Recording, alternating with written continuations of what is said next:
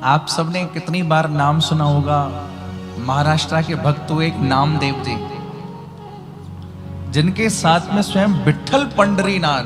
महाराष्ट्र में एक स्थान है पंढरपुर, किसी ने दर्शन किया है पंढरीनाथ भगवान का? बहुतों ने किया है। वहां साक्षात विठ्ठल विराजे हैं, दूसरा वृंदावन है वो। विठ्ठल के पास श्री नामदेव जी। एक बार नामदेव जी के दादाजी कहीं जा रहे थे, छोटे से नामदेव घर में। नामदेव जी को बोल के गए मैं 3 दिन बाद वापस आऊंगा, मेरे विठ्ठल की सेवा में कोई कमी नहीं होनी चाहिए। ठीक है, ऐसा ही होगा। दादाजी तो कहीं चले गए और पीछे से नामदेव जी अपने विठ्ठल पंढरीनाथ को लाड लड़ा रहे हैं। बिना प्रेम रीझे नहीं नटवर नंद किशोर, बिना प्रेम के वो प्रकट नहीं होते। और लाड कैसे लड़ा रहे हैं? हम तो लाड ऐसे लड़ाते कि हमने ठाकुर जी के लिए भोग सामग्री बनाई, ठाकुर जी को भोग समर्पित किया, पर्दा लगा दिया, ठाकुर जी लगाओ भोग। पर नामदेव जी ऐसे भोग नहीं लगा रहे। नामदेव जी के ठाकुर जी विराजे हैं विठ्ठल पंढरीनाथ। खुली आंखों से देखना चाहते कि मेरा ठाकुर खाता हुआ कैसा लगता है। बोलो राधे राधे। कितने सारे लोग पूछते हैं महाराज के ठाकुर जी भी पाते ही तो हैं, पर हमारा वो भाव नहीं है कि हमें वो दर्शन नहीं होता। भोग लगा रहे हैं ठाकुर जी का, पंढरीनाथ का भोग लगा रहे हैं। जय जय विठ्ठल विठ्ठल विठ्ठला, माझा पांडुरंग विठ्ठला। जय जय विठ्ठल विठ्ठल विठ्ठला, माझा पांडुरंग विठ्ठला। अभी हम कुछ दिन पहले महाराष्ट्र में था, एक जगह जलगांव करके जगह है, और बड़ा आनंद आया। वहां खूब पंढरीनाथ भगवान के खूब भाव गाए। सब वहां का सारा क्षेत्रीय पंढरीनाथ भगवान का था। ठाकुर जी को भोग लगा रहे पंढरीनाथ भगवान को। और भोग कैसे लगा रहे हैं? सुंदर सामग्री सिद्ध करी, दूध का भोग बनाया और ठाकुर जी के चरणों में जाके जैसे समर्पित किया, तो अब खुली आंखों से दर्शन करना चाहते हैं कि मेरे ठाकुर जी भोग लगाते कैसे लगते हैं।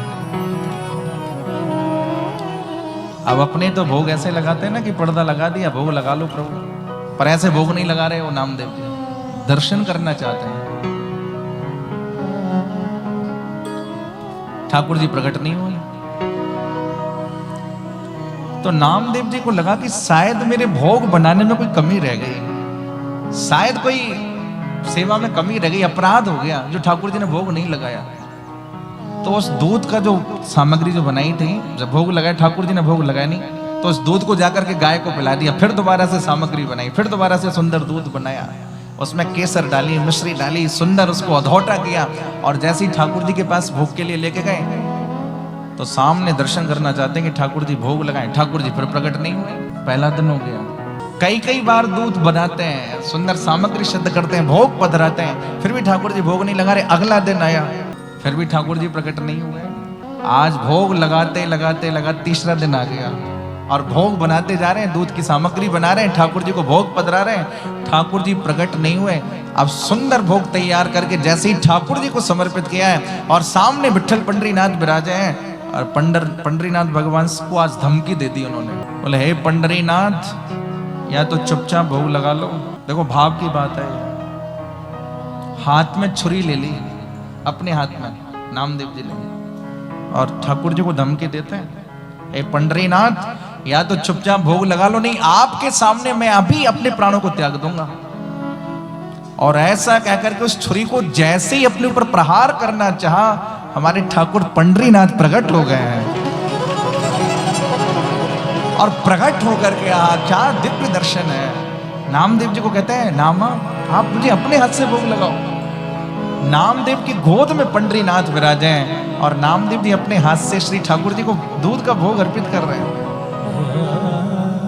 उसी समय नामदेव जी के दादाजी आए 3 दिन के बाद। देखो तो सही नामदेव ने कैसे सेवा करी पंढरीनाथ की। खिड़की से झांक के देखा तो नामदेव के दादा को कुछ भी दिखाई नहीं पड़ रहा है, और नामदेव जी ठाकुर जी को दूध का भोग लगा रहे हैं। दादाजी ने कहा, अरे नामदेव किवाड़ तो खोलो। बोले किवाड़ कहां से खोलूं, ठाकुर जी को दूध का भोग लगा रहा हूं। बोले मुझे तो दर्शन ही नहीं हो रहा है। बोले आपको दर्शन नहीं हो रहा है, पर मेरी गोद में बैठ करके तो मेरा पंढरीनाथ दूध पी रहा है। तो दादाजी ने प्रार्थना करी, अरे अरे नामा, एक बार तो मुझे भी दर्शन करा दे, एक बार तो मुझे भी दर्शन करा दे। तो दादाजी ने नामदेव जी से प्रार्थना करी, नामदेव ने अपने ठाकुर जी से प्रार्थना करी, और नामदेव की कृपा के कारण विठ्ठल पंडरीनाथ भगवान का दर्शन नामदेव जी के दादाजी को भी हुआ। ये कोई सतयुग त्रेता की कथा नहीं है, इस कलयुग की कथा है। नियम करना ही चाहिए, बिना नियम के प्रेम प्रकट होता नहीं, लेकिन जब प्रेम प्रकट हो जाए तो नियम छूट जाए तो कोई दोष नहीं। बोलो राधे राधे। अब बहुत सारे महानुभाव कहते हैं सबरी जी ने झूठे बेर खिला दिए, कितने सारे कहते हैं हम तो महाराज सबरी हैं, बहुत सारे लोग कहते हैं हम तो सुदामा हैं। अरे जरा सुदामा बन के तो देखो, सुदामा जैसा तो संसार में कोई है ही नहीं, सबरी जैसा संसार में कोई है ही नहीं। वो भाव तो हमारे अंदर प्रकट हो।